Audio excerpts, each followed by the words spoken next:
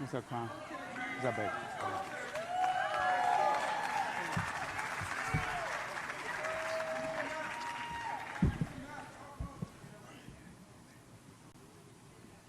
This next gentleman, he's been an industry leader.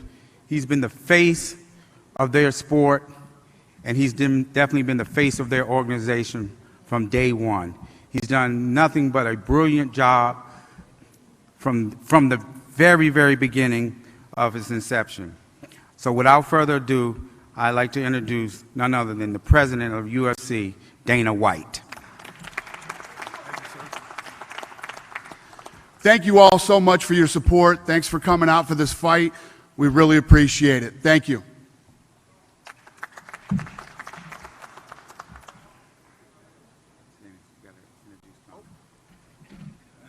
Sorry. Ladies and gentlemen, the 155-pound champion of the UFC, the notorious Conor McGregor.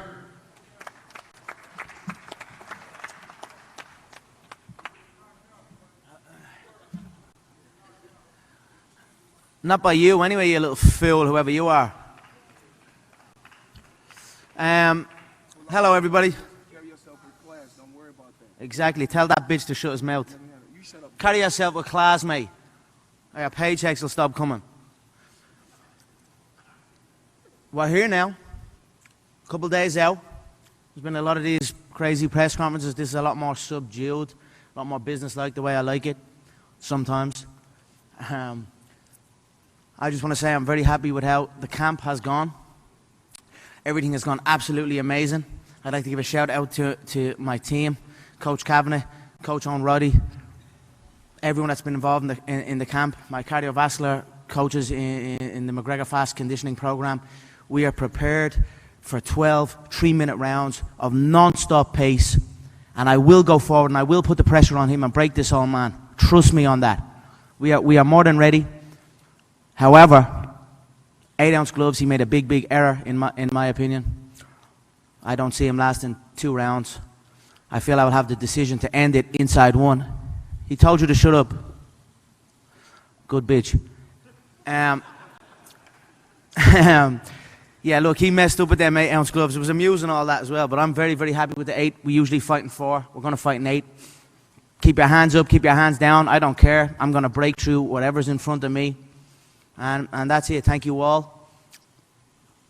I really appreciate the support from everybody back home, all over the world. It's been very humbling and motivating to me. That's why I've put in the work. You see the work put in from me compared to him in this camp. I've taken this very seriously. I've had referees in camp.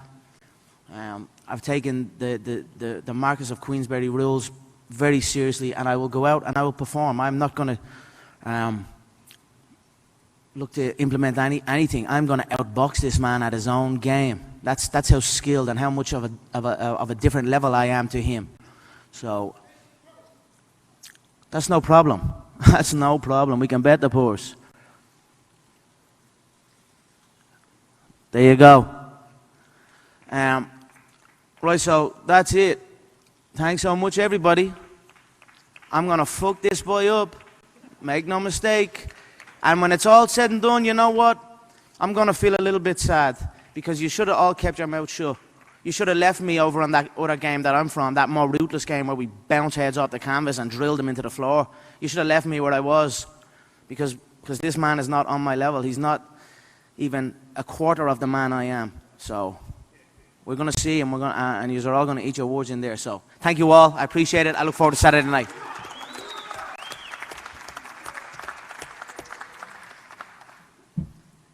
No introduction. Without further ado, the 12-time world champion in 5 different weight classes, none other than Floyd Money Mayweather.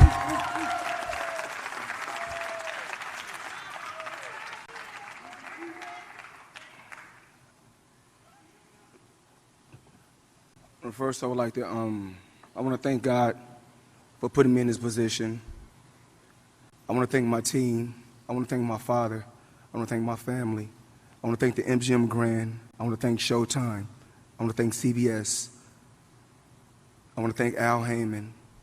I've been here so many times, and I know what it takes when it's a fight of this magnitude. I want to thank the social media. I want to thank the different media outlets for covering this event. And, I want to touch on a certain subject. A lot of times we come to these press conferences, we need to conduct ourselves in an orderly fashion, because when it comes down to it, it comes down to the two fighters. Everybody can talk about betting, everybody can talk about what is going to happen, what is not going to happen. At the end of the day, it comes down to me and the guy that I'm competing against. I had a tremendous training camp, a very, very, very, very great training camp. We had different guys, they give me different looks, and I appreciate that. To be in the sport, just period, a combat sport, no matter if it's MMA or boxing, we're fighters at the end of the day. To be in the sport 21 years, I had to take it extremely serious. And for you guys to think that Saturday I'm not taking this serious, I'm taking this extremely serious. But the thing is this, when it's all said and done, I know one thing that I can do. I can fight. I can give it and I can take it. But for me to be 49-0, it's obvious I'm not receiving it, I'm giving it.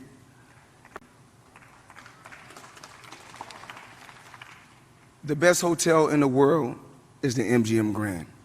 I take my hat off to Richard and your staff. For 21 years, you guys have treated me with the utmost respect and gave me 5-star treatment. So I want to say thank you. What else? Dana White, you've done a tremendous job. I've been knowing you 21 years. And when I say Bullenbeiser, no one knows what that is but me and you. 21 years. Conor McGregor had a hell of a career, still got a hell of a career. He's a hell of a fighter, He's a stand-up guy. He's a tough competitor. It's not going to be an easy fight. It's going to be blood, sweat, and tears Saturday. That's what we're here to get the fans, and that's what we want to get the people all around the world. Mauricio Suleiman, I want to say thank you so much to the WBC. When I was a kid, it was always one of my goals was to be the world champion, the WBC world champion, and I want to say thank you. To the Nevada Boxing Commission, the best boxing commission in the world, I want to say thank you for always giving every fighter, whether it's an MMA fighter or a boxer, a fair chance. There's no commission like the Nevada Boxing Commission. And to the media all around the world that's covering this event, thank you. I appreciate it, as well as Conor McGregor and his team. I'm pretty sure he had a tremendous training camp. Now it comes down to the two competitors. It comes down to me and Conor McGregor going out there, displaying our skills, and giving the fans what they want to see. And that's what it's really about. The best fighting the best. He's the best at what he do. I'm the best at what I do. But when it's all said and done, Conor McGregor is like myself. In the octagon, he's undefeated standing up.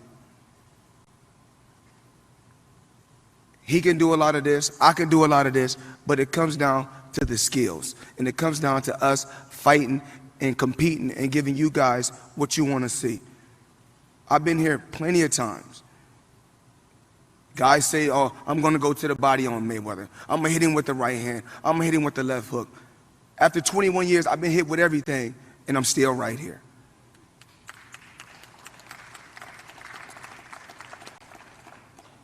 One thing that you must know about the sport of boxing and about combat sports, remember, if you give it, you must be able to take it. So, with that being said, out of 47 opponents that I faced, they say, oh, he got brittle hands. Oh, he's a scared opponent. He's a scared guy. He's a scared. Listen, last time I checked, nobody is walking me down. It's called smarts. It's called having an IQ. It's called having patience. And from day one, everything that my dad taught me, from day one, I still know to this day. Every combination that was taught to me, I know. And any and everything in boxing that can be done, I've done it. Not just once, not just twice, 1,000 times. I was born a fighter. I would die a fighter. August 26th, he's going to bring his best. And it's not going to be easy, Conor. It's not going to be easy. Remember, Pacquiao got bombs. Canelo got bombs. Shane Mosley had bombs. And all those guys are going in the Hall of Fame. But one thing about me, I got a granite chin. But remember this, the same way you give it, you have to be able to take it. Remember this.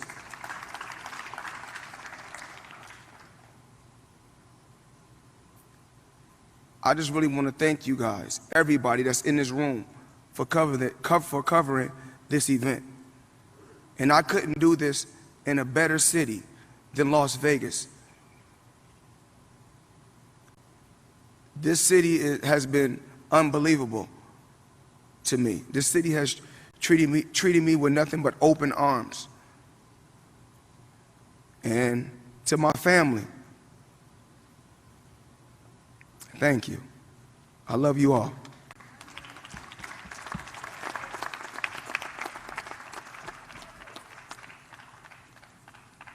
Before we pose the fighter, we'd like to take a couple questions from the media.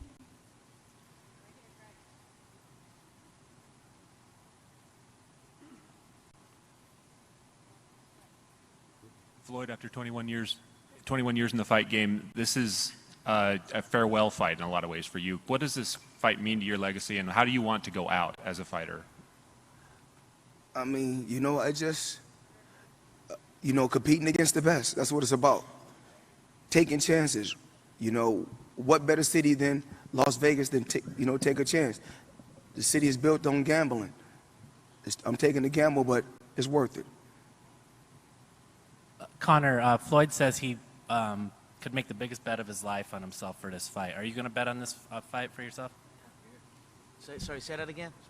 Floyd says he may make the biggest bet he's ever made on himself for this fight. Are you going to bet on yourself in this fight, and how much? I'm not. Maybe. I don't know. I mean, I certainly know I'm going to win. I certainly know that. I think he has a big-time gambling problem from seeing him. He gambles on half times and things like that. He shows what his wins are, never shows what the losses are. Maybe that's why he's in this position he is in, and he had to take this fight. So, look, I'm focused on the fight, not gambling. Thank you.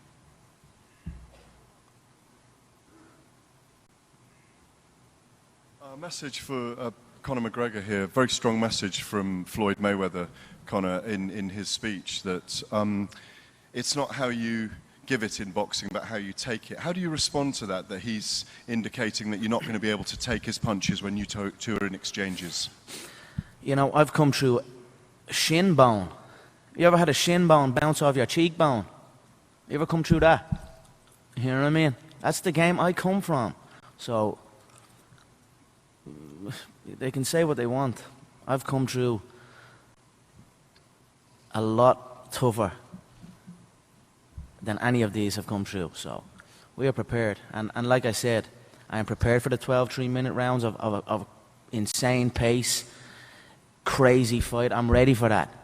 I just do not believe that he can give that. So. And Floyd, in the whole build-up to this, given that what's been laid out about your career, your economic impact on boxing, the incredible career you've had, I can't really hear you. Given what you've heard all the way through the build-up to this fight from Conor, do you feel underlying he doesn't respect your skills? At the end of the day, it doesn't really matter, what a fighter or a guy that's competing against me say before he get in there. It's different. It's different. You can say whatever you want to say when you're on the outside. Once you get inside that square circle, it's totally different. Conor, you said you've had a... Sorry. Come closer to the mic, please. Hey, Conor, you said you've had a great camp. If the fight goes how you hope it will go, could this be a career change? I mean, there's been talk this is a one-time deal. Could you perhaps switch careers and,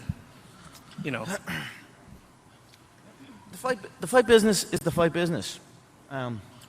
Rule sets or any of that does not. You know, I can go into any rule set. That's what a true martial artist can do. I'm skilled in many forms of fighting. Truly skilled in many forms. So, after I get victory on Saturday night, I will most certainly be looking to compete in both sports. I was joking, but I was actually thinking about it. Maybe going forward, since I'm the king of the boxing ring and the king of the octagon already, well then maybe when I've conquered both, maybe I might just create my own hybrid of an octagon and a boxing ring or something, and have one bang in the middle of both of them. And if anyone wants to come and challenge me, it must be in my octagon or whatever way we come up with. But we'll see what happens. But I'm an active fighter. I enjoy it. I don't stop thinking about fighting.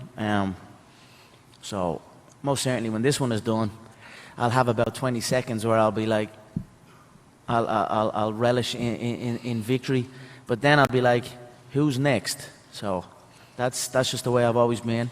And at just turned 29 years of age, I'm still very young in my career, so I will be looking to compete all over the place. And one more question. Has this changed the way that you approach future things? The power that you have has a draw. I mean, it doesn't seem like you're going to fight for a percentage anymore. It seems like you need some kind of ownership. So does this change anything? It's all about levels. You go from one level to the next level to the next level. So I've been continually climbing up the ranks, from fighting on the prelims to on the main card to in the main event to world titles to multiple world titles to co-promoting. So we're climbing levels, and we have a great partnership with the people I'm involved with, and let's see where it goes. But the sky is most certainly the limit.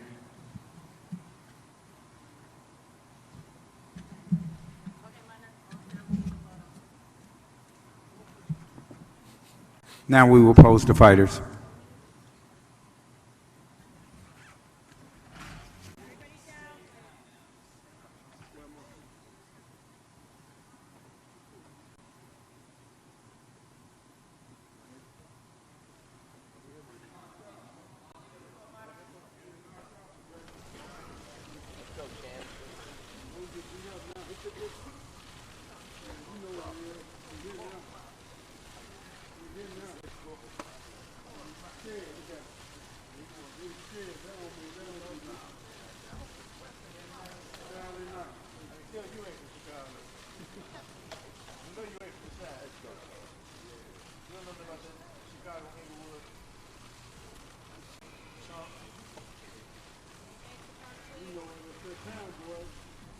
Talk over with, watch him out.